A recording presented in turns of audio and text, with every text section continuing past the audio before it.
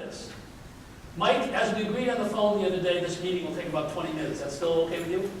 It is. Okay, and as I mentioned on the phone, one of the objectives for this meeting today is to show you how you can save your company $100,000 a year. Is that still one of your key objectives? Okay.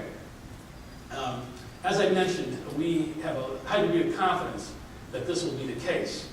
But can I get an agreement from you on one thing, that you will judge the facts and decide for yourself? Now he's thinking, well, what the hell do you think, dork? But you will. Okay. And one more question. If in fact, working with me, you can discover legitimately, crystal clear clad, $100,000 worth of savings, who in your company gets credit for that $100,000 savings? And how do I help them get the credit? You're going to. Okay. So let's see how much money you can save your company, okay? You mind if I ask you a few questions? Now, A, he gets the credit for savings. The number is going to be more robust. And B, now Mike, we've discussed this for 10 minutes, and it looks apparently when you multiply the stacks times the days times the knocks times the whatever, that it's a $48,000 savings or whatever to come up, right? And I asked you before to judge the facts, his facts, and decide for yourself. What do you think? To reject me, he has to reject whom? Himself. That's what I mean by the M16 is a great weapon, but it's tricky to play. Dollarization is not just the numbers. It's a technique. It's a science of selling. Nobody does it. Now, we talked about consequences. We talked about margin windows. You see a company advertising double pane glass windows to keep the cold out and to reduce energy costs or reduce air heat, right? You've seen that? One guy says it'll save you $720 a year.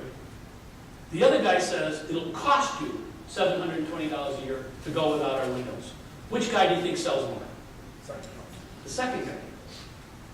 People will avoid costs before they'll take a savings. Edward Deming. This is the dude that brought quality is free to Japan after World War II. You guys remember this guy? Quality is free. I met him on an airplane once. The guy was real tall. And I looked at him and said, where is your taxidermist? The guy was 100 when I met him. So,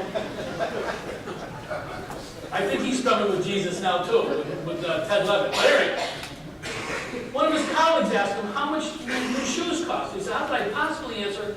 Because I'm not finished wearing them. And he meant they were going to be resoled and healed and polished and whatnot, right?